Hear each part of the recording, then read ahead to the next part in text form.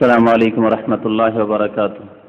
إن الحمد لله نحمده ونستعينه ونستغفره ونعوذ بالله من شرور أنفسنا ومن سيئات أعمالنا. من يهده الله فلا مضل له ومن يضلله فلا هادي له.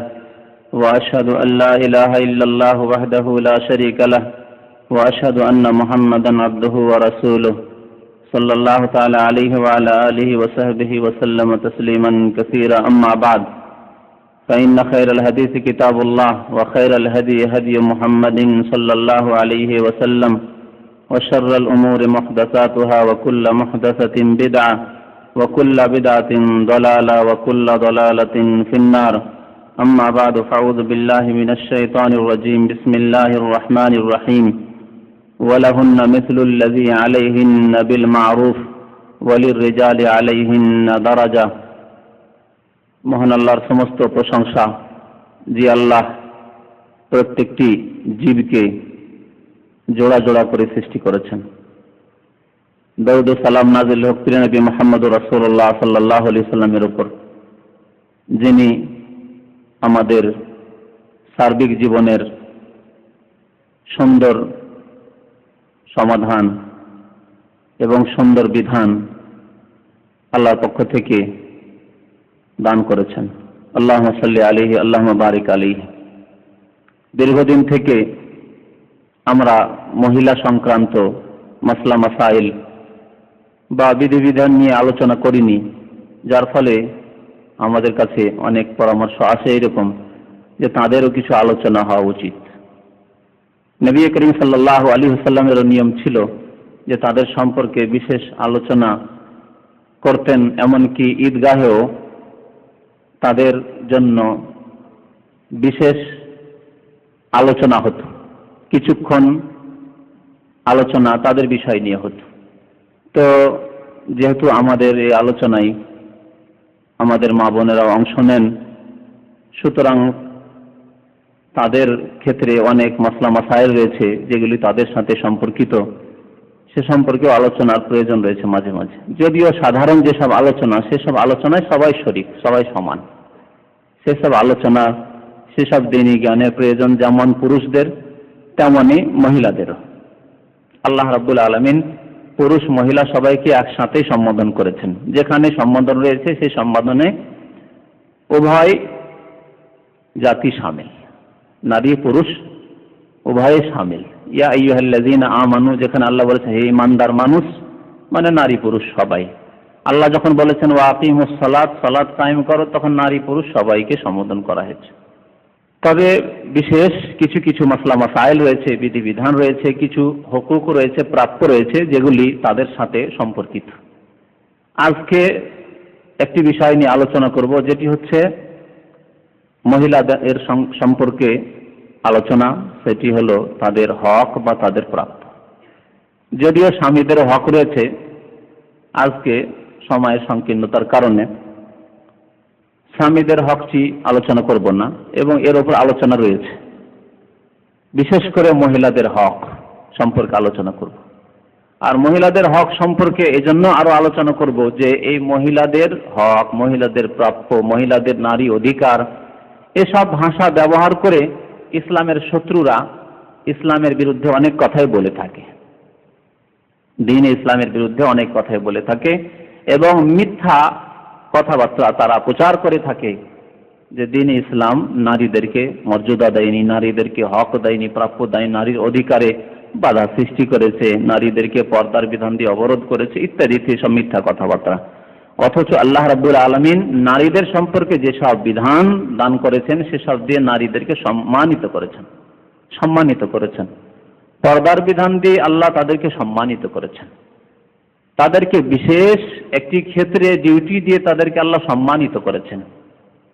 আমরা সাধারণত মূল্যবান জিনিসকে খুব লুকিয়ে রাখি, গোপনে রাখি। এই জন্য মূল্যবান জিনিস মুসলিম সমাজে নারীদেরকে আল্লাহ রাব্বুল আলামিন বড়ই মূল্য দান করেছেন, তাদের বড় সম্মান দান করেছেন, যার ফলে তাদেরকে আমরা যথাসাধ্য সুরক্ষায় এবং হেফাজতে রাখার চেষ্টা করি। এ হচ্ছে আল্লাহর পক্ষ থেকে বিধান। তো আল্লাহ রাব্বুল আলামিন যেমন স্বামীর হক প্রাপ্য রেখেছে স্ত্রীর ওপর, ঠিক তেমনি স্ত্রীর হক প্রাপ্য রয়েছে, অধিকার রয়েছে স্বামীর ওপর। সূরা বাকারা আল্লাহ রাব্বুল আলামিন ইরশাদ করেছেন, ওয়ালাহুন্না মিসলুল্লাযী আলাইহিন্না বিল মারুফ, ওয়ালাহুন্না মিসলুল্লাযী আলাইহিন্না বিল মারুফ।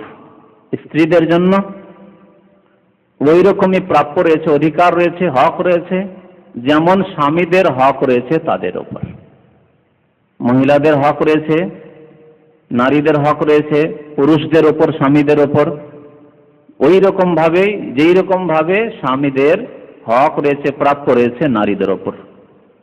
তবে তফাৎ হচ্ছে এই যে ওয়ালির রিজালে আলাইহিন্না দারাজা, পুরুষদেরকে আল্লাহ মর্যাদা দান করেছেন, পুরুষদেরকে আল্লাহ মর্যাদা দান করেছেন, সম্মান দান করেছেন, নেতৃত্ব দান করেছেন। আরো মহান আল্লাহ ইরশাদ করেছেন, আর রিজালু কাওয়ামুন আলান নিসা, পুরুষরা মহিলাদের নেতা, নারীদের নেতৃত্ব আল্লাহ পুরুষদেরকে দান করেছেন, নেতৃত্ব দেওয়া হয়েছে পুরুষদেরকে।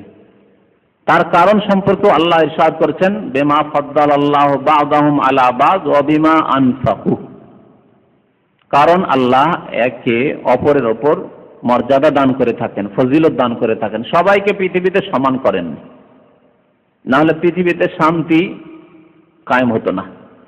সবাইকে আল্লাহ যদি সমান করে দিতেন তাহলে পৃথিবীতে কোনোদিন শান্তি কায়েম হতো না। কেউ হাকিম, কেউ মাহকুম, কেউ রাজা, কেউ প্রজা যদি না হতো তাহলে পৃথিবীতে শান্তি কায়েম হতো না। কেউ সচ্ছল, কেউ অসচ্ছল, কেউ অভাবী, কেউ ধনী সম্পদশালী, এইরকম যদি আল্লাহ না করতেন তাহলে কেউ কারো সামনে নথি স্বীকার করতো না, কেউ কারো সামনে কারো আনুগত্য করতো না, যার ফলে দ্বন্দ্ব, ফিতনা, ফাসাদ, লড়াই সবকিছুই হতো, পৃথিবীতে শান্তি হতো না। এইরকমই একটি পরিবারে দুইজন নিয়ে পরিবার আরম্ভ হয়, একটি পরিবার দুইজন নিয়ে প্রথম আরম্ভ হয়। একটি সংসার, বিবাহ যখন আপনি করলেন তখন আপনি, আপনার স্ত্রী, ছেলে মেয়ে কেউ নেই, এটি একটি পরিবার। ইসলামিক পরিবার এ হচ্ছে পরিবার। আপনার বাবা মা আছে, তার আলাদা পরিবার, সেটা সে একসাথে খান না কেন, একসাথে গোটা গ্রামকে নিয়ে যদি কর্পোরেশন করে খান, গোটা গ্রাম একসাথে পাক পাক করে খাবো, আর সবাই আমরা একটা করে ভাগ দেবো আর একসাথে পাক খাবো, তাহলে কি একটা পরিবার হয়ে যাবে? কোনোদিনই হবে না। তো একটি পরিবার আরম্ভ হয় স্বামী স্ত্রী দিয়ে, এই দাম্পত্য জীবন। তারপরে ছেলে মেয়ের জন্মের মাধ্যমে সংসারের মেম্বার বাড়তে থাকে, বৃদ্ধি হতে থাকে। তো এদের মধ্যে একজনকে অবশ্যই আমির বানাতে হবে, নেতৃত্ব দিতে হবে, না হলে অশান্তি সৃষ্টি হবে আপনার পরিবারে। কার কথা শুনবেন? স্বামী স্ত্রী দুজনে হজ উমরায় যাচ্ছেন, কোনো সফরে যাচ্ছেন, কোথাও থেকে কোথাও যাচ্ছেন বা যাবেন, প্রোগ্রাম বানাচ্ছেন, এখন নেতৃত্ব কার থাকবে? একজনকে দিতেই হবে। আপনার শ্বশুর বাড়ি, আপনি আপনার স্ত্রীকে নিয়ে যাবেন না, নেতৃত্ব একজনকে দিতে হবে। যদি স্ত্রীর হাতে নেতৃত্ব দিয়ে দেন তাহলে স্ত্রী যা বলবে তাই শুনতে হবে না, যখন ইচ্ছা চাইবে, যেমন চাইবে তেমন শুনতে হবে। এবং নারীদের আল্লাহ রাব্বুল আলামিন ওই পাকা পোক্তা জ্ঞান, বিবেক, বুদ্ধি দেননি যেই পাকা পোক্তা জ্ঞান আল্লাহ রাব্বুল আলামিন সার্বিকভাবে পুরুষকে দান করেছেন। যদিও কিছু মহিলা হতে পারে সমাজে যারা অনেক পুরুষ চাইতে জ্ঞান বেশি রাখে, তা হতে পারে। আল্লাহ কোরআনে বলেছেন মারিয়ামের কথা, লাইসা যাকারু কাল উনসা, কোন পুরুষ এই উনসার মতো হতে পারে না, মারিয়াম আলাইহিস সালামের মতো হতে পারে না, কিন্তু হচ্ছে এদের সংখ্যা কম। তাই আল্লাহ রাব্বুল আলামিন নেতৃত্ব দিয়েছেন দুজনের মধ্যে দুজন হলে একজনকে নেতৃত্ব দিতে হবে। এমনকি দুজন মানুষ, দুজন বন্ধু, দুজন মুসলিম এক জায়গা থেকে অন্য জায়গায় সফর করছেন, তার মধ্যে একজনকে নেতৃত্ব দিয়ে ইমারত দিতে হবে, নেতৃত্ব দিতে হবে। এটি হচ্ছে ইসলামের বিধান। তোমরা যদি সফরে থাকো একজনকে আমির বানিয়ে দেবে, একজনের আনুগত্য করবে। একাধিক লোক থাকলে দুজনের বেশি হলেই একজনকে আমির বানাতে হবে, তার আনুগত্য করতে হবে। যখন তিনি যেই রকম কথা বলবেন, যদি গুনার কথা না হয়, অন্যায়ের কথা না হয়, পাপের কথা না হয়, তাহলে তার আনুগত্য করতে হবে।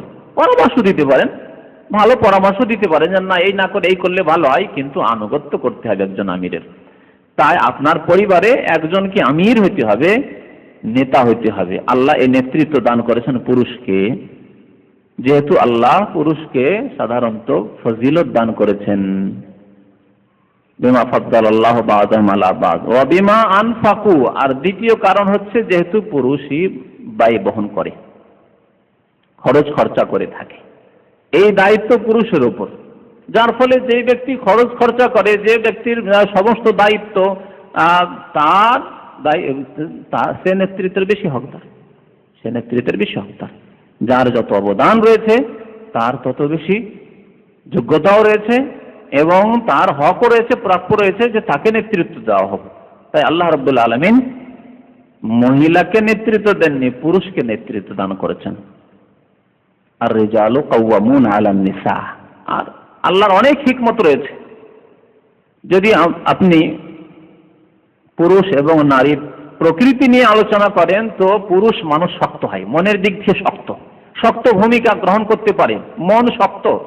কিন্তু মহিলা এর বিপরীত, মহিলাদের অন্তর অত্যন্ত নরম, সাধারণ কিছু ঘটলেই প্রভাবিত হয়ে যায়, সাধারণ কিছু হলে, সাধারণ আপদ বিপদ হলেও, সাধারণ কিছু হলেই মানে ওই সব ঝুঁকি বরদাস্ত করতে পারেন, এই যোগ্যতা তাদের মধ্যে নেই। চট করে কেউ তাকে প্রতারিত করে দিতে পারে, ধোকা দিয়ে দিতে পারে, কিন্তু একজন পুরুষকে সহজে ধোকা দেওয়া যায় না। অত্যন্ত নরম তাদের মন, তাদের প্রকৃতি। তাই এইরকম নরম প্রকৃতি, নরম মন, চট করে যদি কেউ তাকে প্রতারিত করে দিতে পারে, তাহলে তাকে নেতৃত্ব দিলে এই জাহাজ সুষ্ঠুভাবে তটে পৌঁছিবে না, নদীর অপর কিনারায় পৌঁছিবে না, অর্থাৎ সেই পরিবারে সুখ শান্তি হবে না। তাই আল্লাহ রাব্বুল আলামিন এক অপরের ওপর হক দান করেছেন। স্ত্রীর হক রয়েছে স্বামীর ওপর, স্বামীর হক রয়েছে স্ত্রীর ওপর, কিন্তু আল্লাহ মর্যাদা দান করেছেন এবং নেতৃত্ব দান করেছেন পুরুষকে। ওয়ালাহুন্না মিসলুল্লাযী আলাইহিন্না বিল মারুফ ওয়ালির রিজালি আলাইহিন্না দারাজা, সূরা বাকারা 228 নম্বর আয়াতে আল্লাহ ইরশাদ করেছেন যে হক রয়েছে এক অপরের ওপর, তবে পুরুষকে আল্লাহ দরজা দান করেছেন, অর্থাৎ মর্যাদা দান করেছেন, সম্মান দান করেছেন।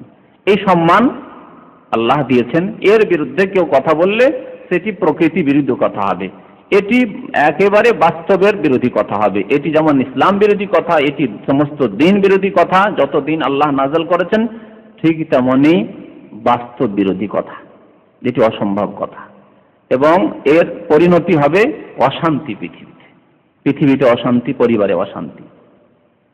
আল্লাহ রাব্বুল আলামিন এই যে হক দান করেছেন নারীর, আজকে নারীর হকই হচ্ছে বিষয়বস্তু। যেহেতু নারী আল্লাহ রাব্বুল আলামিন আল্লাহর দুনিয়ার অনেক নিয়ামতের মধ্যে একটি বিরাট নিয়ামত আপনাকে দান করেছেন, এবং আল্লাহর এটি নিদর্শন আয়াত। আল্লাহ বলেছেন অমিন আয়াতিহি আন খালাকা লাকুম মিন আনফুসিকুম আজওয়াজা, আল্লাহর নিদর্শন হচ্ছে, এর আগে এক আলোচনায় বলেছিলাম নিদর্শন আয়াত, এক হচ্ছে কোরআনের আয়াত, এগুলো হচ্ছে শারঈ আয়াত, আর এক হচ্ছে কওনি আয়াত। পৃথিবীতে অনেক আয়াত রয়েছে, অর্থাৎ নিদর্শন রয়েছে যার মাধ্যমে আল্লাহকে চেনা যায়।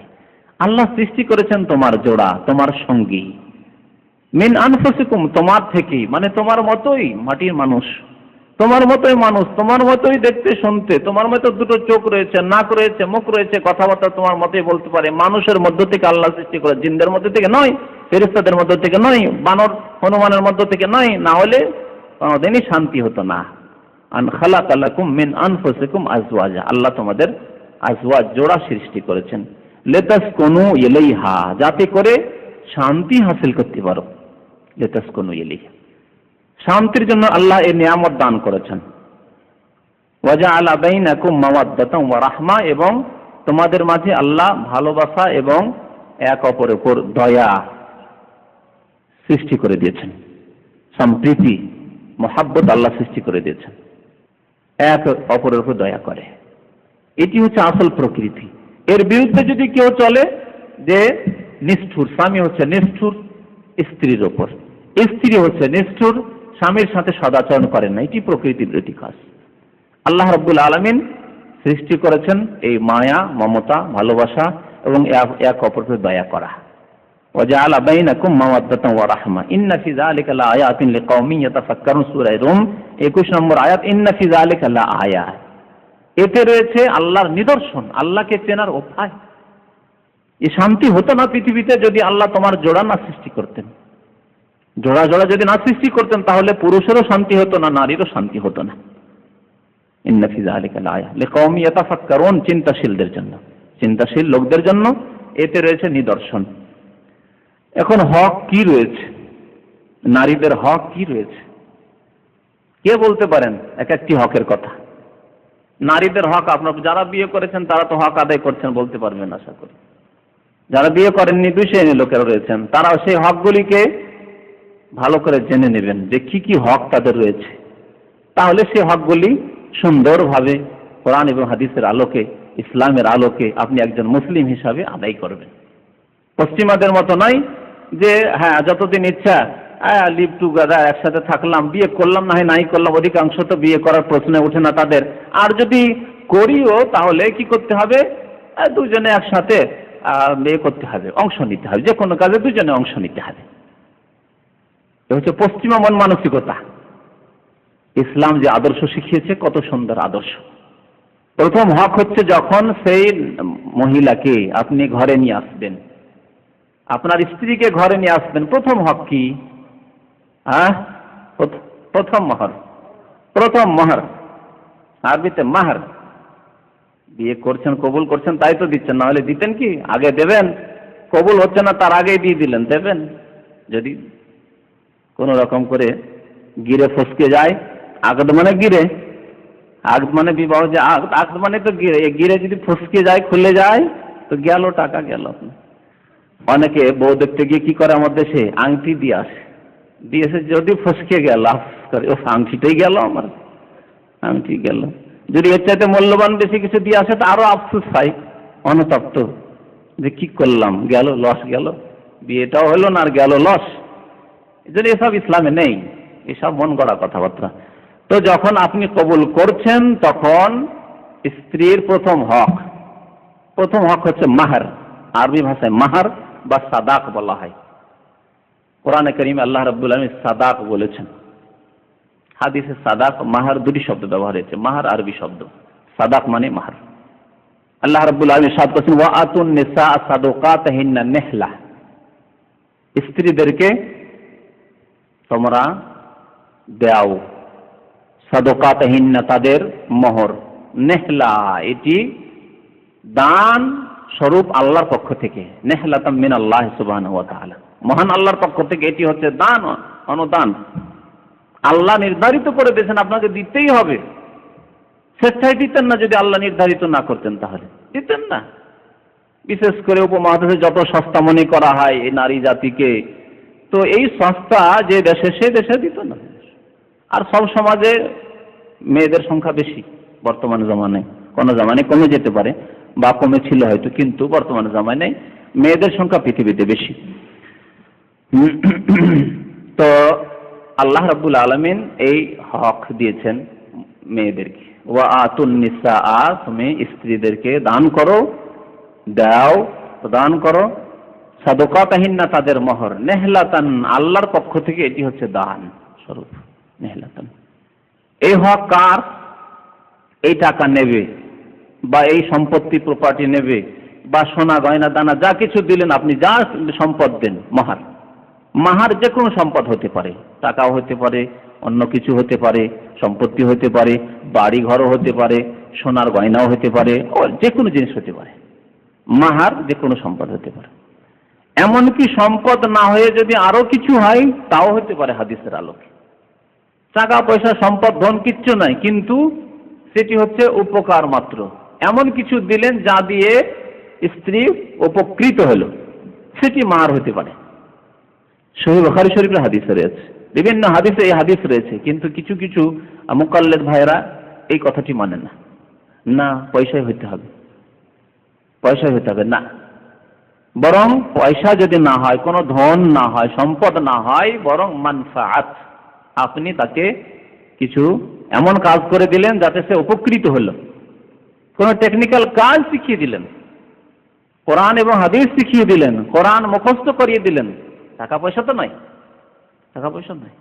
নবী করিম সাল্লাল্লাহু আলাইহি ওয়াসাল্লামের হাদিসে রয়েছে যে একজন লোক বিয়ের জন্য দরখাস্ত করলো। এক মহিলা এরকম ছিল যে বিয়ের জন্য প্রস্তুত ছিল, যে কোনো ভালো লোক হলে বিয়ে করবে। একজন লোক বলল যে ইয়া রাসূলুল্লাহ জাওজিনি, আমার বিবাহ করিয়ে দেন এর সাথে। নবী করিম সাল্লাল্লাহু আলাইহি ওয়াসাল্লাম তাকে বললেন যে যাও মোহর দাও। বলছে মা ইনদি ইল্লা ইজারি, আমার কাছে আমার একটি লুঙ্গি ছাড়া আর কিচ্ছু নেই, একটি লুঙ্গি যেটি পরনে ছিল, মা ইনদি ইল্লা ইজারি, আমার এই লুঙ্গি ছাড়া আর কিচ্ছু নেই আমার কাছে। নবী সাল্লাল্লাহু আলাইহি ওয়াসাল্লাম কি বললেন যে যাও কিছু খোঁজো। কিচ্ছু নেই ইয়া রাসূলুল্লাহ। নবী সাল্লাল্লাহু আলাইহি ওয়াসাল্লাম কি বলছেন, ইলতামিস ওয়ালাউ খাতাম মিন হাদিদ, যাও তলাশ করো যদি একটি লোহার আংটিও হয়। লোহার আংটি কোনো মূল্য আছে? কোন জামানায় লোহার আংটির কোনো মূল্য ছিল না, তারপরে একটা লোহার আংটিও যদি হয় তাও চলবে। যাও একটি লোহার আংটি খুঁজে নিয়ে এসো। গেল বাড়িতে, গেল এদিক সেদিক খুঁজল, লোহার একটি আংটিও খুঁজে পেল না, কিচ্ছু নেই বাড়িতে তার। ফির আসছে ইয়া রাসূলুল্লাহ, আমার কাছে লোহার আংটি পর্যন্ত নেই, চাঁদের আংটি তো দূরের কথা, সোনার আংটি তো দূরের কথা, আমার কাছে কি লোহার আংটিও নেই। নবী করিম সাল্লাল্লাহু আলাইহি ওয়াসাল্লাম বললেন হাল মাআকা শাইউম মিনাল কোরআন, তোমার কোরআন মুখস্থ আছে? সে সাহাবী বলছেন ইয়া রাসূলুল্লাহ সূরাতা কাযা ওয়া কাযা ওয়া কাযা, অমুক অমুক সূরাগুলি মুখস্থ আছে আমার। নবী করিম সাল্লাল্লাহু আলাইহি ওয়াসাল্লাম বললেন যে যাও ফাকাদ যাওয়াজতুকাহা বিমা মাআকা মিনাল কোরআন ইযহাব ফাআল্লিমহা, তোমার কাছে যে কোরআন রয়েছে, কোরআন মুখস্থ রেখেছো, এর বিনিময়ে আমি তোমার বিয়ে দিয়ে দিলাম এই মহিলার সাথে, তুমি যাও তাকে শিখিয়ে দাও, ওই কোরআনের সূরাগুলি শিখিয়ে দাও। তাহলে কোরআন শিখিয়ে দাও, তালিমে কোরআন, কোরআনের শিক্ষা দিয়ে উপকৃত করলেন সেই মহিলাকে, এ হচ্ছে মহার। কোরআনের শিক্ষা যদি মহার হতে পারে তো আর কিছু শিখিয়ে দিলে, হাদিস শিখিয়ে দিলেন, মহার হয়ে গেল। ফিকহ শিখিয়ে দিলেন, মাসআলা মাসাইল শিখিয়ে দিলেন, কোনো পয়সা দিতে পারলেন না, সেটাও মহার হতে পারে। এখন একটা টেকনিক্যাল কাজ শিখিয়ে দিলেন, কম্পিউটার জানছিলেন তাকে শিখিয়ে দিলেন, তাও মহার হতে পারে। রাজি, শর্ত হচ্ছে রাজি হলে হলো, সম্মতি তার এবং তার সাথে সাথে তার গার্জেন যে অভিভাবক রয়েছে ওলি, সম্মতি থাকলে হলো যে ঠিক আছে আমি রাজি আছি, আমি 10 টাকাতে রাজি আছি, আমি কোরআন শিক্ষাতে রাজি আছি, আমি আমাকে কম্পিউটার শিখিয়ে দিলে আমি রাজি আছি, এবং তার বাবা রাজি আছে, গার্জেন। ওলি ছাড়া যেহেতু বিবাহ হয় না, নবী করিম সাল্লাল্লাহু আলাইহি ওয়াসাল্লাম ইরশাদ করেছেন লা নিকাহা ইল্লা বিওয়ালিয়িন, অভিভাবক ছাড়া, লিগ্যাল গার্জেন। আবার আমার দেশে করে কি, ওই কোর্টে যেসব ছেলে মেয়েরা পালিয়ে যায় বাড়ি থেকে, ওরা হয়ে গেল, তারপরে ওখানে বলি কোন একজন কাউকে ধরে নিল, শহরে কাউকে ভাড়া করে নিল টাকা পয়সা দিয়ে, অথবা ধরলো একজনকে যে তোমাকে 100-200 টাকা দেবো, তুমি আমাদের ওলি হয়ে যাও। না, এই ওলি না। ওলি মানে যিনি সত্যিকার অভিভাবক। বাবা থাকতে অন্য কেউ হবে না ওলি। বাবা নেই তখন দাদা হবে, দাদা নেই তখন ভাই হবে, ভাই নেই আপন সাবালক তখন চাচা হবে। এইভাবে নিজের আত্মীয় স্বজন যারা আছে তারা ওলি হবে। কোনো মহিলা আবার ওলি হয় না, মহিলা ওলি হয় না। বাবা বিয়ে দিতে চায় না, মা মেয়েকে বিয়ে পড়িয়ে চলে আসে, হবে? বিয়ে হবে না ইসলামে। সব অনেক জায়গায় ঘটে। হ্যাঁ, এক বান্ধবী আর এক বান্ধবীকে নিয়ে যায়, হ্যাঁ আমি ওলি, তার বিয়ে দিয়ে চলে আসে, হবে না, মোটেই না। মহিলাকে আল্লাহ রাব্বুল আলামিন ওলায়াত দান করেননি, ওলি হতে পারে না। তো মাহার হচ্ছে স্ত্রীর হক, খালিস হক। আর মাহার কেমন হবে তা বুঝতে পারলেন। এই মাহার হচ্ছে একবারে খালিস, কার হক? স্ত্রীর হক। এই টাকা পয়সা যদি দাবি করে বাবা আমাকে দাও, এতদিন পড়াশোনা করালাম, মানুষ করলাম, টাকা আমাকে দাও, নিতে পারে? নিতে পারে না, চেয়ে নিতে পারে না। এইরকম ভাবে স্বামীর ঘরে যখন আসলো, স্বামী যদি বলে দেখো তোমার তো দেখাশোনা আমি করব, তোমাকে খেতে দেবো আমি, তোমাকে বস্ত্র দেবো পরনে আমি, বাড়ি ঘর সব আমার, সব দেবো, তুমি আমার কাছেই থাকবে, মোহর নিয়ে করবে কি? দিয়ে দাও আমাকে। আর যারা দেয় না নগদ, দিয়ে দাও তো আর বলতেই হয় না, কি করতে হয়? বাসের ঘরে এসে মাফ করে দাও, মাফ করে দাও। আর যদি প্রথম দিকে না মাফ নেই, তাহলে সুযোগ নিয়ে থাকে যে কখন এরকম অসুখ বিসুখ হবে তখন মাফ নিয়ে নেব। অসুস্থ হলে তো আরো মায়া মমতা বেড়ে যায়। স্বামী অসুস্থ, কি করব, স্বামী অসুস্থ, চিকিৎসা করতে টাকা পয়সা খরচ হচ্ছে, মোহরটা মাফ করে দাও, অনেক টাকায় মোহর পড়ে আছে, এত টাকা মোহর বেঁধে দেওয়া হয়েছে, হ্যাঁ মাফ করে দিলাম। মাফ হবে এইভাবে? এইভাবে মাফ হয় না। মোহর হচ্ছে তার হক।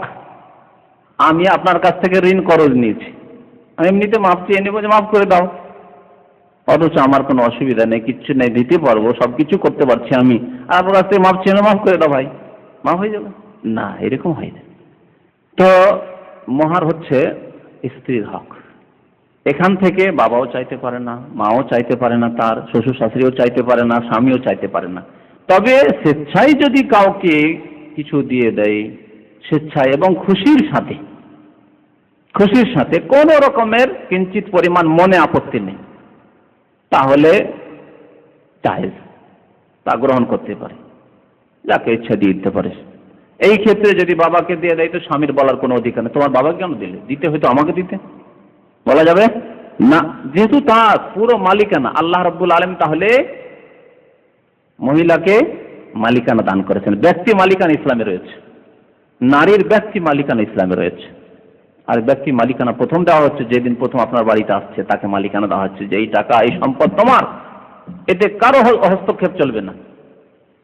মাহার হচ্ছে স্ত্রীর হক। তাই আল্লাহ রাব্বুল আলামিন বলছেন তারপরে, ওয়া আতুন নিসা সাদাকাতিহিন্না নিহলা ফাইন তিবনা লাকুম আন শাইইম মিনহু নাফসান ফাকুলুহু হানিআম মারিয়া।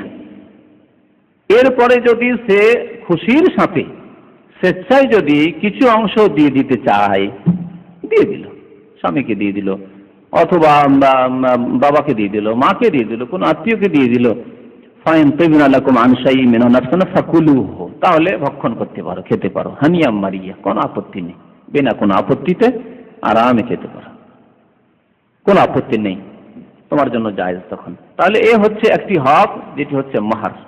মাহার দিতে হবে। মাহার না দিয়ে যদি এর বিপরীত কেউ করে, মাহার না দিয়ে, মাহার নেই, আমাদের দেশে মাহার নেই, উপমহাদেশে যেসব দেশগুলিতে হিন্দুদের সংস্কৃতি রয়েছে ওই সব দেশে মাহার নেই।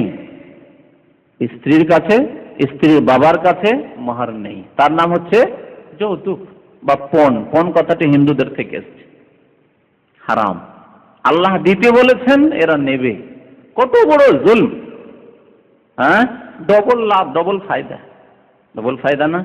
স্ত্রীও নিল, ওর মেয়েও নিল, আর ওর কাছে টাকা পয়সা সম্পদও নেবে, হ্যাঁ, সোনা দানাও নেবে, বাড়ি ঘর তৈরি করে নেবে। আর কিছু কিছু এলাকা আছে, মেয়ের বিয়ে দিলে, বোনের বিয়ে দিলে প্রথম বাড়ি তৈরি করে দিতে হবে।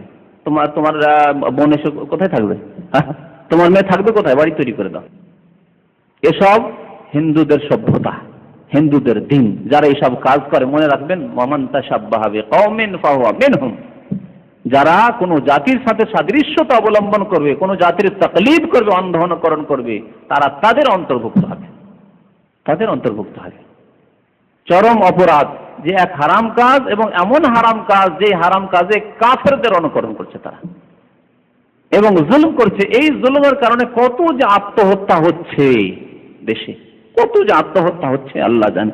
আত্মহত্যা করছে সেই নববধূ যে নতুন এসছে, আসার পরে তাকে জ্বালা যন্ত্রণা সহ্য করতে হচ্ছে। তোমার বাবা কি দিল? এত ন্যাংটা, এত অসভ্য, কিচ্ছু দিল না। শ্বশুরের কাছ থেকে শুনতে হয়, শাশুড়ির কাছ থেকে শুনতে হয়, স্বামীর কাছ থেকে শুনতে হয়, সে আত্মহত্যা করে।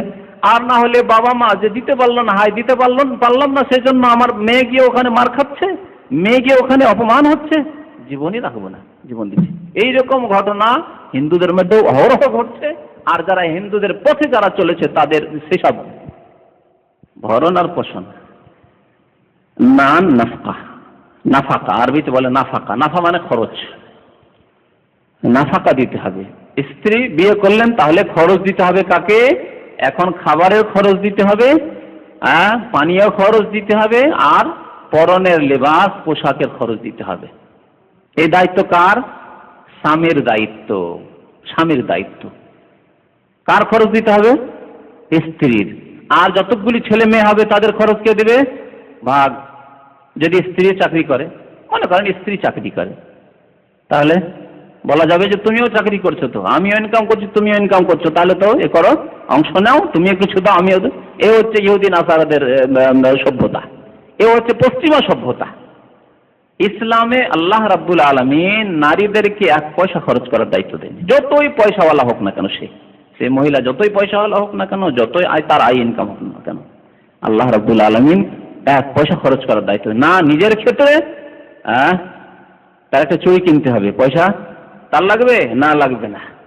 যা কিছুই করতে হয় কেন, তার ছেলে মেয়েদের জন্য, ছেলে মেয়ের দুধ কিনতে হবে, আর কিছু করতে হবে, আর কিছু করতে হবে, তার দায়িত্ব না? কোনো দায়িত্ব নেই, কোনো দায়িত্ব দেয়নি আল্লাহ রাব্বুল আলামিন। নারীদেরকে আল্লাহ কোনো দায়িত্ব দেয়নি ব্যয় বহনের ক্ষেত্রে, তারপরেও আল্লাহ রাব্বুল আলামিন মহিলাদেরকে ওয়ারাসাতে, মিরাসের ভাগ বন্টনে, ধন সম্পত্তির ভাগ বন্টনে কি হক দিয়েছেন? পুরুষের অর্ধেক। কোনো খরচ নেই, তারপর অর্ধেক। তার জন্য কত বেশি চিন্তা করেন। একজনকে সবকিছুই খরচ করতে হবে, দায় দায়িত্ব বহন করতে হবে, তাকে দ্বিগুণ দেওয়া হলো। আর একজনের খরচের কোনো দায় দায়িত্ব নেই, যতদিন বাবার বাড়িতে ছিল, বিয়ে হয়নি, ততদিন কার দায়িত্ব? খরচ করা বাবার দায়িত্ব। বাবা যদি মারা গিয়ে থাকে, ভাইয়ের দায়িত্ব যে ভাই ইনকাম করতে পারে, তার দায়িত্ব ফরজ যে তোমার বোনকে দেখতে হবে, যতদিন বিয়ে হয়নি তোমাকে ব্যয় বহন করতে হবে। যখন ভাইয়ের বাড়ি থেকে, বাবার বাড়ি থেকে বেরিয়ে যখন বিয়ে হয়ে চলে গেল স্বামীর বাড়িতে, কার দায়িত্ব হলো? স্বামীর দায়িত্ব। কেউ যদি না থাকে কোনো মহিলার, তাহলে যে মুসলিম সরকার রয়েছে সেই সরকারের দায়িত্ব তাদের ভরণ পোষণের।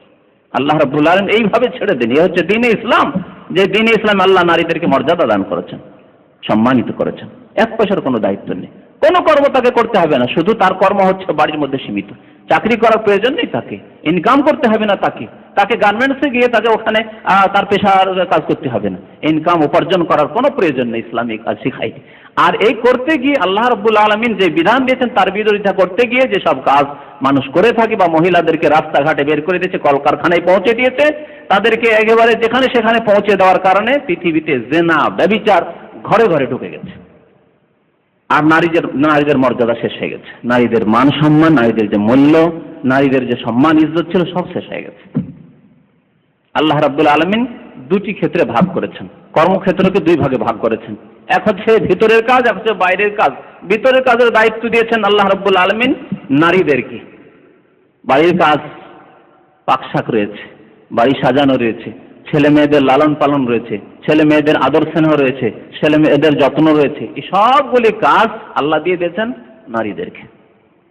আর পুরুষদেরকে বলছেন বাইরে তুমি কাজ করে যাও, রাস্তাঘাটে, কল কারখানায়, যেখানে তোমাকে দেশ বিদেশে যেখানে যেতে হোক না কেন যাও। মহিলা এক দেশ থেকে এক দেশ আসবে আয় উপার্জন করার জন্য না, ইসলামী শেখায়নি। এই ইসলামের শিক্ষা নেই, ইসলামের আদর্শ নেই। আর ইসলামকে যদি সত্যিকার পালন করা হতো, তাহলে জেনা থেকে এই মুসলিম উম্মত অনেক দূরে থাকতো। কাফেররা তো জেনা ব্যভিচারে ডুবেই গেছে, মুসলিম উম্মত যদি তাদের দিনকে ঠিক রাখতো এই ক্ষেত্রে, তাহলে জেনা ব্যভিচার থেকে অনেক দূরে থাকতো।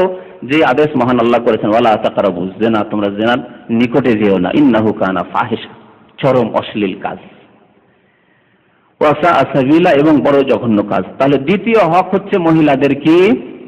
ভরণ পোষণ।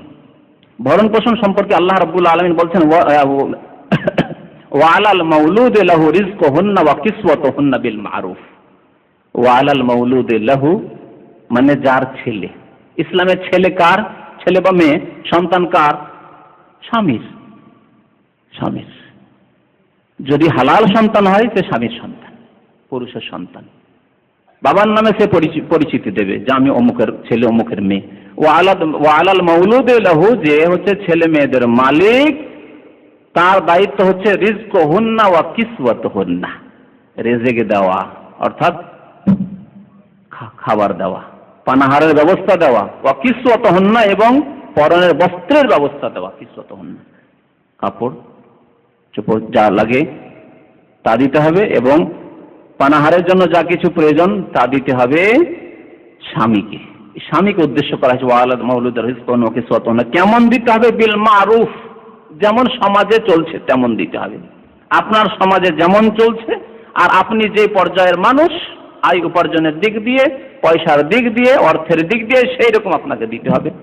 আপনি যদি এই পর্যায়ের মানুষ হন যে আপনার মতো লোকেরা আপনার গ্রামে, আপনার এলাকাতে দুটো করে কাপড় দেয়, এর বেশি দিতে পারে না।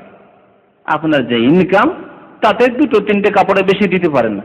আর কাপড় কত দামের কাপড়, আপনার মতো যারা আপনার অর্থের দিক দিয়ে যোগ্যতা রাখে, তারা কি ধরনের কাপড় সাধারণত মুসলিম পরিবারে কেমন চলছে, একে মারুফ বলা হয়, মানে সচরাচর যা সমাজে চলছে, এবং সেই সমাজটি মুসলিম সমাজ হইতে, ওয়ান ইসলামিক সমাজ হইলে হবে না, ওই রকম দিতে হবে।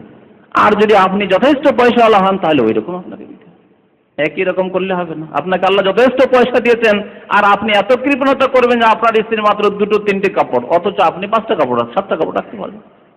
প্রয়োজন আছে 5 রকম কাপড় রাখতে পারবেন, একটা স্পেশাল কাপড় রাখতে পারবেন, ঈদের জন্য রাখতে পারবেন, একটা স্পেশাল কাপড় রাখতে পারবেন, বিশেষ কোনো অনুষ্ঠানের জন্য রাখতে পারবেন আপনি, তো ইবাদতের জন্য আপনি নামাজ পড়বে তখনকার জন্য আপনি একটা খাস লেবাস দিতে পারবেন।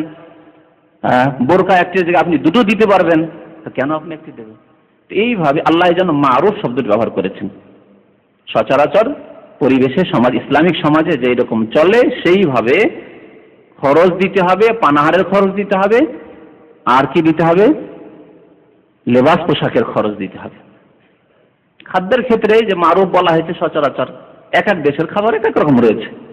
এখন বাঙালি সমাজে মহিলাদেরকে যে খাবার দিতে হয়, আরব সমাজে একটা আরবি মহিলা হলে তাকে সেই রকম খাবার দিলে হবে না। মারুফ বিল মারুফ যেরকম সেখানে রয়েছে। হ্যাঁ, তো এদিকে খেয়াল রাখতে হবে। আপনি রয়েছেন সৌদি আরবে, সৌদি আরবে যেসব খাবার দাবার সাধারণত চলে সেসব খাবার দিতে হবে। মাঝে মাঝে এখানে জুসও হয়, মাঝে মাঝে ফল ফ্রুটও হয়, বা প্রায় ফল ফ্রুট থাকে, আপনি দিতেও পারবেন। না না, আমি বাংলাদেশে জীবনে ফল ফ্রুট খাওয়া দাওয়া হয় না, মাছ ভাত শুধু, না হয় ডাল ভাত, তো ডাল ভাতই দেবো সৌদি আরবে, চলবে না। বিল মারুফ যে সমাজে যেমন চলছে, আর সেটি নাজায়েজ নয়, অন ইসলামিক নয়, ইসলামিক। তাহলে সেই তরিকা মোতাবেক বা সেই ওরফ মোতাবেক আপনাকে খরচ দিতে হবে পানাহারের এবং লেবাস পোশাকের। সূরা বাকারার 233 নম্বর আয়াত। তো এই হচ্ছে আরেকটি হক। তৃতীয় হক, বাসা দিতে হবে, বাসস্থান দিতে হবে। স্ত্রীকে বাসস্থান দিতে হবে। কেউ বিয়ে করলো আর বিয়ে করার পর শ্বশুর বাড়িতে রেখে দিল, অথচ শ্বশুর বাড়ির লোকেরা পছন্দ করেন না সেটা, তাদের জন্য বা তাদের জন্য কষ্ট হচ্ছে, অসুবিধা হতে পারে, তাদের কাছে ঘর নাও থাকতে পারে। আর আপনি মাঝে মাঝে যাচ্ছেন আর মনে করছেন যে আমার ডিউটি সেরে চলে এলাম, দেখা সাক্ষাৎ করে চলে আসলাম। না, আপনি যখন বিয়ে করেছেন তো আপনার দায়িত্ব হচ্ছে স্ত্রীর বাসস্থানের ব্যবস্থা করা। সূরা তালাক আয়াত নম্বর 6 মহান আল্লাহ ইরশাদ করেছেন, আসকিনুহুন্না মিন হাইসু সাকানতুম মিন ওয়াজদিকুম, তাদেরকে বাসস্থান দান করো, স্ত্রীদেরকে বাসস্থান দান করো। মিন হাইসু সাকানতুম, যেখানে তুমি বসবাস করবে, যেই রকম জায়গায় তুমি বসবাস করো সেই রকম জায়গায় তুমি তাকে রাখো। ওয়ালা তুদাররুহুন্না, এবং তাদের ক্ষতি সাধন করিও না, তাদেরকে তং করিও না, তাদেরকে কষ্ট দিও না, যাতে করে সে বাধ্য হয়ে তোমার বাড়ি ছেড়ে পালাতে বাধ্য হয়। এমন কষ্ট হচ্ছে মানসিক দিক থেকে বা দৈহিক দিক থেকে, যেসব বাধ্য হয় সে বাড়ি ছেড়ে বলছে না তোমার বাড়ি টাড়ি চাই না, আমি মায়ের বাড়ি বাবার বাড়ি থাকবো। আমাদের পরিবেশে একসাথে থাকে তো 2-4-5 ভাই একসাথে আছে, বাবা মা আছে, আর সেই যে নতুন আসলো বউ আসলো, তাকে মনে করে কাজ হয়েছে, এখন বাড়ির কাজকর্মের জন্য আর ওই হ্যাঁ চাকরানি তো দরকার নেই, আর ওই যে আপনার শাশুড়ি আছেন ওনাকেও কাজ করতে হবে না। এফরাত আর তাফরিত রয়েছে আমাদের দেশে। শহরে এরকম রয়েছে যে ওই বুড়ি মা তারপরে ওই ভাত রান্না করছে, সকাল সন্ধ্যা দুপুর 3 বার ওকেই ভাত রান্না করে। ও বুড়ি মানুষ, ছেলে মানুষ করলো পাকশাক করে, কত মেহনত করে ছেলে মানুষ করে বিয়ে দিয়ে নিয়ে আসলো, তারপর ওই বুড়িকে পাক করে খাওয়াতে হচ্ছে, বউকে ঘরে পৌঁছে আসতে হচ্ছে, ছেলেকে পৌঁছে আসতে হচ্ছে, তার স্বামী তো আছে, আর সে তো আছেই। এ হচ্ছে শহরের পরিবেশ, অন ইসলামিক পরিবেশ। আমাদের দেশের কথা বলছি, সত্য না? সত্য। আমাদের কাছে বেশ কিছু এরকম খবর আছে যে অমুক অমুক বাড়িতে এরকম হয়, বা এইরকম কিছু বেশ বাড়ি রয়েছে যারা নিজেকে মডার্ন মনে করা হচ্ছে, মডার্ন মুসলিম, আর তাদের বাড়িতে বিয়ে করে নিয়ে আসলেন না, ওই বউ কিচ্ছু করবে না, হাত খান শুধু ধুয়ে আসবে, আর তার ঘরে খাবার আসতে হবে, সে কিচেনেও যাবে না, রান্নাঘরেও খাবার নিতে যাবে না, তার শাশুড়ি মাকে পাকিয়ে দিতে হবে। এটা শহরের অন ইসলামিক পরিবেশ, অন ইসলামিক পরিবার।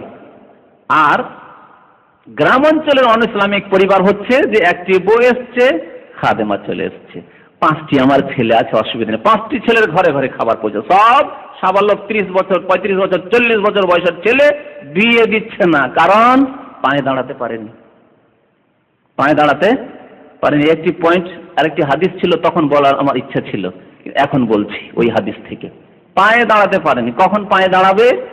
ও দাঁড়াবে না পায়ে, দাঁড়াবে না পায়েও, কথা বুঝতে পারছেন? নবী করিম সাল্লাল্লাহু আলাইহি সাল্লামের কাছে ওই যে সাহাবী এসেছিলেন বিয়ের জন্য, যে ইয়া রাসূলুল্লাহ আমার বিয়ে দিয়ে দেন, তার কাছে একটি লুঙ্গি পরনে, একটি লুঙ্গি, দুটিও লুঙ্গি নেই যে লুঙ্গি করে গোসল করলে যে আরেকটি লুঙ্গির তাও নেই, একটি লুঙ্গি। নবী সাল্লাল্লাহু আলাইহি সাল্লাম কি বলেন, একটি আংটি খুঁজে বাড়িতে পাও কিনা? আংটিও নেই, কি লোহার আংটি পর্যন্ত নেই। ওই লোক পায়ে দাঁড়িয়েছিল না দাঁড়ায়নি? পায়ে না দাঁড়ালে বিয়ে কেমন করে করলো? পায়ে না দাঁড়িয়ে শুয়ে শুয়ে বিয়ে করলো? পায়ে দাঁড়াতে পারছে না, কাজকর্ম করতে পারবে না, তো খাওয়াবে করতে গেছে। জি হ্যাঁ, পায়ে দাঁড়ার অর্থ এই নয় যে অনৈসলামিক অর্থ আজকাল সমাজে রয়েছে। 40 বছর বয়স হয়েছে, এখন ছেলে পায়ে দাঁড়াতে পারেনি, বিয়ে দিব কি করে, পায়ে দাঁড়াতে পারেনি। না, পায়ে দাঁড়াতে হবে। আপনি শিক্ষিত হয়েছেন, চাকরি পাচ্ছেন না, আপনি কাজকর্ম করেন।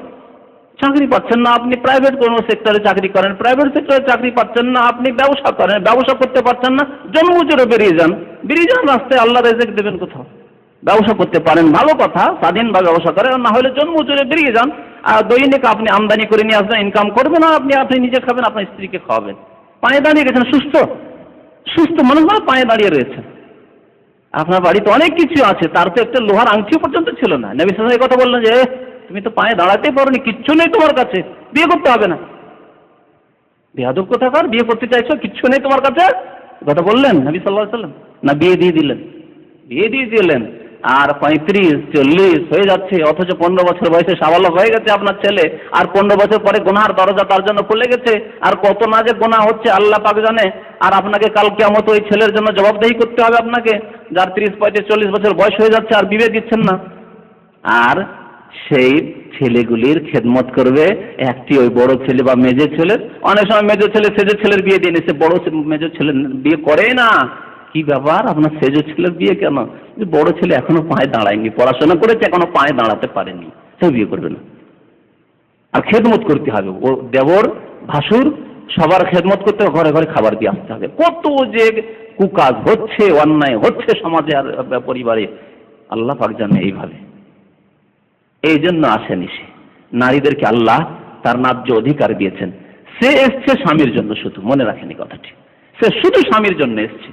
সে যদি এর সাথে এহসান করে, যে পাকশাক করে শ্বশুর শাশুড়িকে খাওয়ায়, তার পক্ষ থেকে এটি তার অবদান, এহসান সাদরে গ্রহণ করুন এবং শুকরিয়া আদায় করুন। আমাদের সমাজের মহিলারা এসব করে, গতানুগতিক করে, মনে করে যে এটি দায়িত্ব, বিয়ে হয়ে আসলে শ্বশুর শাশুড়িকে খাওয়াতে হবে, শ্বশুর শাশুড়ির খেদমত করতে হবে, সংসারের সব কাজ করতে হবে, আমার স্বামী ছাড়া তাদেরও কাজ করতে হবে। এমনকি একসাথে আপনার ভাই রয়েছে, তাদেরও পাকশাক করে দিচ্ছে, আরো শুকরিয়া আদায় করুন যে পাকশাক করে দিচ্ছে। কিন্তু তারপরে ঘরে ঘরে আপনার ভাইদেরকে খাবার পৌঁছে আসতে হবে। আপনার মা শুয়ে গেছে, কিন্তু না বউ শুইতে পারবে না। কেন? ওই যে অমুক ছেলে আমার আসেনি, এখন রাতে অনেক রাতে আসবে, তুমি বসে থাকো, কখন আসছে আমার ছেলে, তখন খাওয়াবে তাকে, তারপর ঘুমাবে তুমি। সত্য না এগুলি কথা? জি। তাহলে শহরে এক অনইসলামিক পরিবেশ রয়েছে, আর গ্রাম অঞ্চলে অনইসলামিক পরিবেশ রয়েছে। ইসলাম হচ্ছে মধ্যপন্থার দিন, দিনে ওয়াসাত, ওয়া কাযালিকা জাআলনাকুম উম্মাতান ওয়াসাতা। মধ্যপন্থা হচ্ছে দিনে ইসলাম। আমাদেরকে মধ্যপন্থী হইতে হবে। স্ত্রীদেরকে একবারে স্বাধীন ছেড়ে দিলে হবে না, জানা তুমি এসছো, তুমি একবারে কাঁচের মানুষ, তুমি ঘুমাও, আমার আম্মা পাক করে তোমাকে খাওয়াবে, এইভাবে ছেড়ে দিলেও হবে না। আর স্ত্রীকে খাদেমা মনে করলে হবে না, যে মা, আমাদের এক ভাই বলতেন, এখানে বসে আছে, উনি বলছেন আমার এলাকায় বিয়ে করতে যায়, তখন বলে যে মা তোমার জন্য দাসী আনতে যাচ্ছি, দাসী নিতে যাচ্ছি, দাসী আনতে যাচ্ছে তার জন্য। এ হচ্ছে কুসংস্কার। আর ইসলাম মধ্যখানে রয়েছে, দুই দিকে কুসংস্কার। তো নারীদের তৃতীয় হক কি বলছিলাম, যে তাদেরকে বাসস্থান দিতে হবে। আসকিনুহুন্না মিন হাইসু সাকানতুম মিন ওয়াজদিকুম, তোমাদের যোগ্যতা মোতাবেক, আল্লাহ মিন ওয়াজদিকুম, তোমাদের যেমন যোগ্যতা রয়েছে তেমন বাসস্থান দেবে। খড়ের ঘর রয়েছে, খড়ের ঘর দেবে, টিনের ঘর রয়েছে, টিনের ঘর দেবে, মাটির ঘর রয়েছে, মাটির ঘর দেবে, পাকা ঘর, ছাদওয়ালা ঘর হচ্ছে, ঠিক আছে, ভালো কথা। গ্রামে তোমার ঘর রয়েছে, গ্রামে দেবে, শহরে হলে শহরে দেবে, যেমন রয়েছে। মিন ওয়াজদিকুম, তোমার যেমন যোগ্যতা রয়েছে তেমন তুমি ঘরের ব্যবস্থা দেবে স্ত্রীকে। চতুর্থ হক হচ্ছে স্ত্রীর সাথে সদাচরণ করা। সদাচরণ করা ব্যাপক এই কথাটি, ভালো আচরণ করতে হবে। আল্লাহ রাব্বুল আলামিন কোরআনে কারীমে ইরশাদ করেছেন, ওয়াশিরুহুন্না বিল মারুফ, তাদের সাথে তুমি সদাচরণ করো। বিল মারুফ, যেমন একজন আইডিয়াল মুসলিম, সত্যিকার মুসলিম, তাকে যেমন আদেশ হয়েছে আল্লাহ এবং রাসূলুল্লাহ সাল্লাল্লাহু আলাইহি ওয়াসাল্লামের পক্ষ থেকে, যে সে সদাচরণ করবে, সেইভাবে সদাচরণ করা।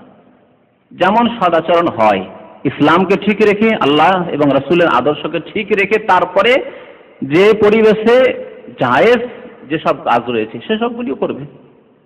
কিছু প্রথা রয়েছে, যেসব প্রথা ইসলাম বিরোধী নয়, কিন্তু সেগুলি করা বাঞ্ছনীয়, ভালো, খারাপ নয়। যেমন আমাদের দেশে, জানি না আপনাদের সব অঞ্চল আছে কিনা, আমার দেশে নিয়ম আছে, যখন স্ত্রী মায়ের বাড়ি যাবে তখন আপনি একটা কাপড় দিয়ে বিদায় করবেন, একটা কাপড় দিয়ে বিদায় করবেন, যে মায়ের বাড়ি বাবার বাড়ি যাচ্ছে একটা কাপড় দিয়ে বিদায় করবেন। এটা কোরআন হাদিসে নেই, কিন্তু এটা হচ্ছে মারুফ, প্রথা। আর এই প্রথা নাজায়েজ নয়, নাজায়েজ নয়, ভালো।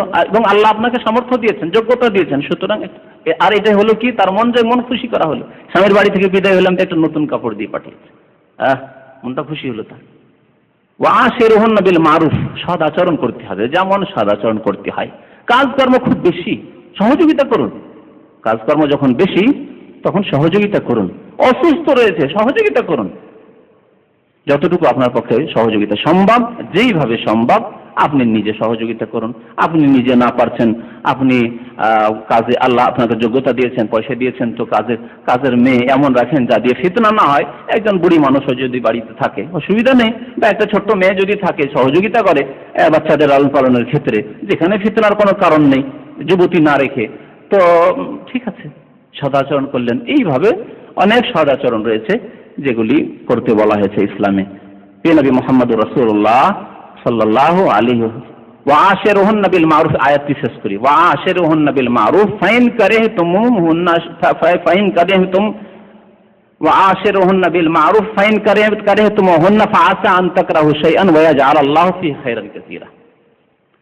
তাদের সাথে সদাচরণ করো, তারপরে যদি কোনো খারাপ জিনিস তোমার নজরে পড়ে, দৃষ্টিগোচর হয়, স্ত্রীর সাথে ভালো ব্যবহার করছেন, ভালো আদর যত্ন করছেন, তার স্নেহ করছেন, ভালোবাসছেন, তারপরেও কিছু খারাপ আচরণ দেখা যাচ্ছে, বিরাট কিছু নয়, অশ্লীলতা একেবারে নয়, তবে কিছু ভুল ভ্রান্তি দেখা যাচ্ছে, ত্রুটি, পুরোপুরি হক আদায় করতে পারছে না, আপনার মনে করছেন আপনি।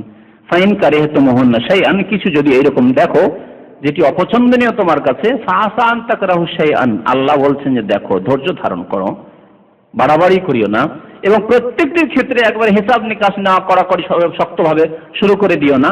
হতে পারে যে একটি জিনিসকে তুমি খারাপ ভাবছো, ওয়াজআলাল্লাহু ফিহি খায়রান কাসীরা, সেই স্ত্রীতে আল্লাহ অনেক কল্যাণ তোমার জন্য রেখেছেন, অনেক কল্যাণ রয়েছে। একটি দিক হয়তো ত্রুটি, হয়তো অলস কাজ করেনি, কিন্তু চরিত্র খুব সুন্দর।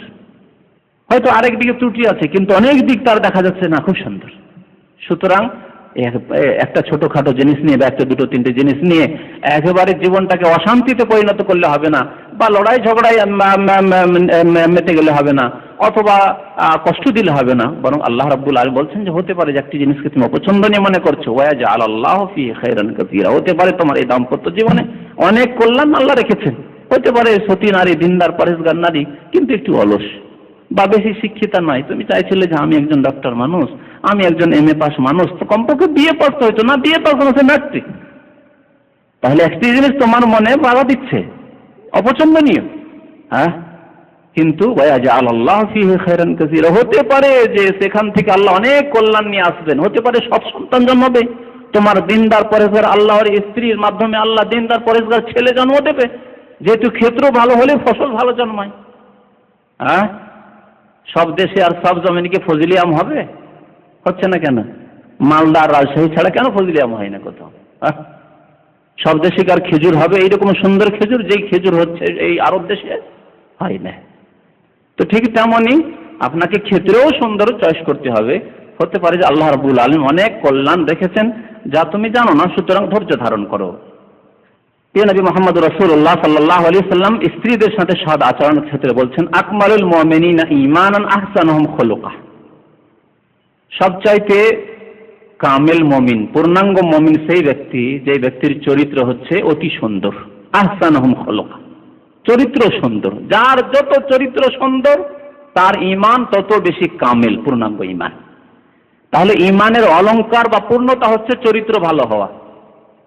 তার পূর্বে অনেক কিছু রয়েছে, তাওহীদ রয়েছে, তারপরে সুন্নতের পাবন্দি রয়েছে, নামাজ রয়েছে, রোজা রয়েছে, হজ রয়েছে, যাকাত রয়েছে, মাতা পিতার সেবা রয়েছে, আল্লাহর হকের সাথে বান্দার হক রয়েছে। এইগুলি করার পরে মানে অলংকার যা দিয়ে ঈমানের পূর্ণতা আছে সেটি হচ্ছে সুন্দর চরিত্র। সুন্দর চরিত্র, মানুষের সাথে আপনার ভালো সম্পর্ক। কোনো মানুষ আপনার সম্পর্কে মন্তব্য করার সুযোগ পায় না যে না লোকটি কর্কশ ভাষী, লোকটি কথাবার্তা বলতে জানে না, লোকটি মানে একেবারে মানে উশৃঙ্খল, লোকটি মানে উগ্র মেজাজি, লোকটি এইরকম আর সেই রকম না। বরং আপনার সবাই প্রশংসা করে যেন অমায়িক ব্যবহারের মানুষ, সুন্দর ব্যবহারের মানুষ। আকমালুল মুমিনিনা ঈমানান আহসানুহুম খুলুকা। তার সাথে আরো কি বলছেন নবী করিম সাল্লাল্লাহু আলাইহি ওয়াসাল্লাম, ওয়া আলতাফুহুম বিআহলিহি, যে ব্যক্তি স্ত্রীর সাথে নম্র ব্যবহারকারী। স্ত্রীর সাথে নম্র ব্যবহার করা তাহলে ঈমানের হচ্ছে পূর্ণাঙ্গতা। ঈমান কখন সুন্দরভাবে অলংকৃত হলো, পূর্ণাঙ্গ হলো, যখন আপনি স্ত্রীর সাথে নম্র ব্যবহার করলেন। এই কথাটিও একটি হাদিস রয়েছে, ওয়া আলতাফুহুম বিআহলিহি। আরো নবী করিম সাল্লাল্লাহু আলাইহি ওয়াসাল্লাম সেই হাদিসে ইরশাদ করেছেন, ওয়া খিয়ারুকুম লিনিসাইহিম, তোমাদের মধ্যে উত্তম ব্যক্তি সেই ব্যক্তি যে ব্যক্তি স্ত্রীর কাছে উত্তম।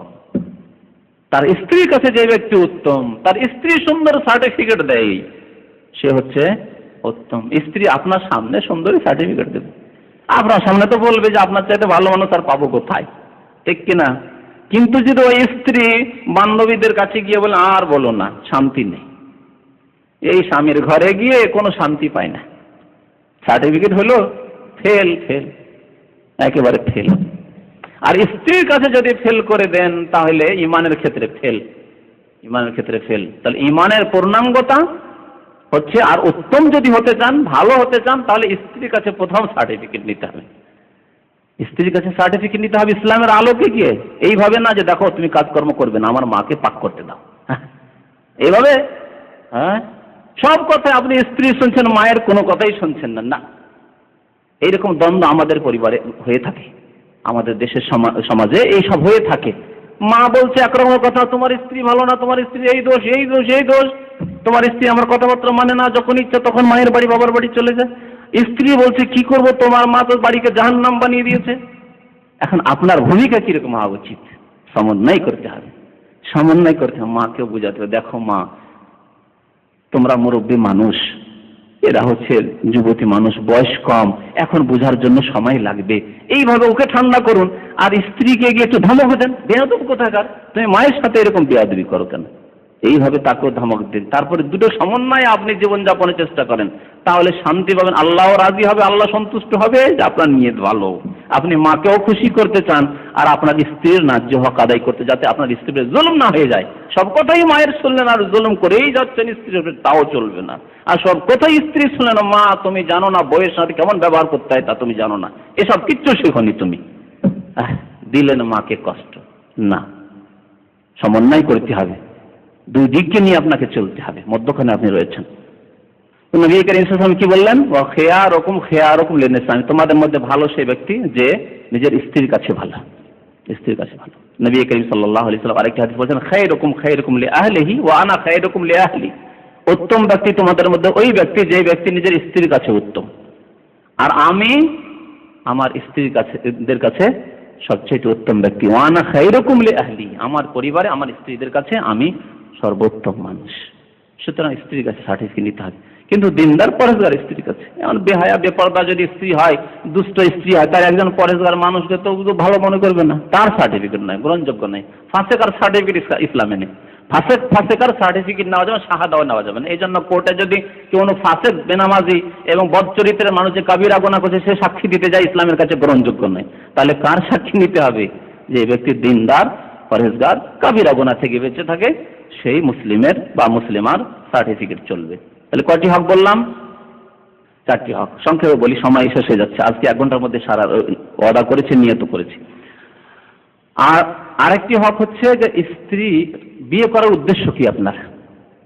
হ্যাঁ, বিয়ের উদ্দেশ্য হচ্ছে গুনাহ থেকে বেঁচে থাকা, পাপ মুক্ত জীবনযাপন করা, যৌনাঙ্গের হেফাজত করা।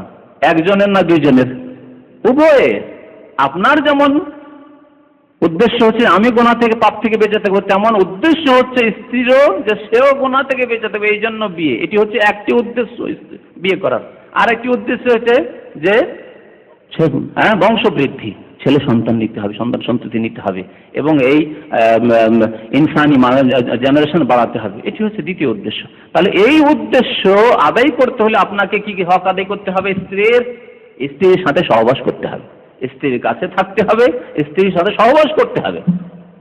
চলে এসছেন চাকরিতে, আর 5 বছর চলেই যাচ্ছে, চলবে না।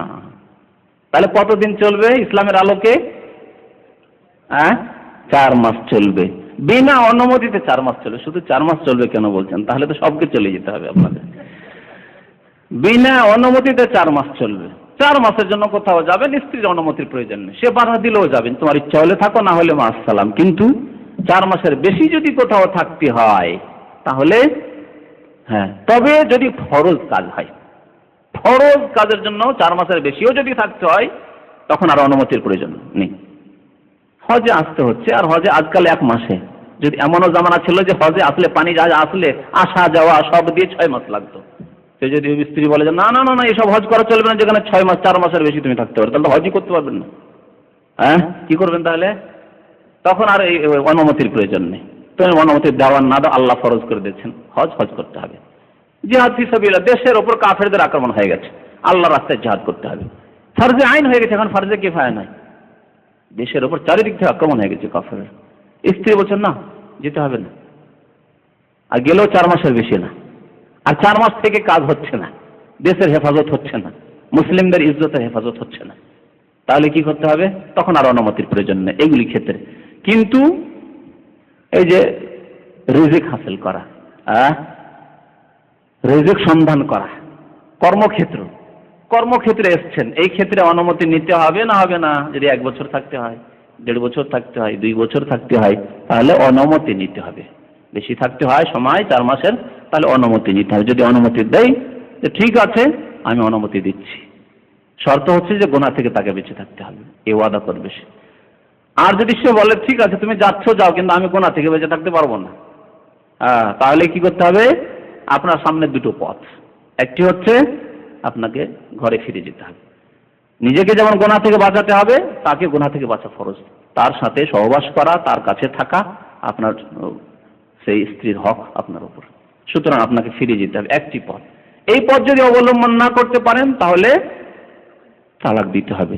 যদি তালাক না দেয়, কোনো স্বামী বলছে আমি তালাক দেবো না, আর আমি 2 বছর 3 বছর থাকবো, আর স্ত্রী বলছে না হবে না, আমার দ্বারা গুনাহ হবে, সুতরাং আমি গুনাহ থেকে বাঁচতে হবে, সুতরাং তোমাকে এখানে থাকতে হবে, বিদেশে থাকা চলবে না, আমার পয়সার প্রয়োজন নেই, এখানেই থাকো, ডাল ভাত খাবো, এখানেই থাকো।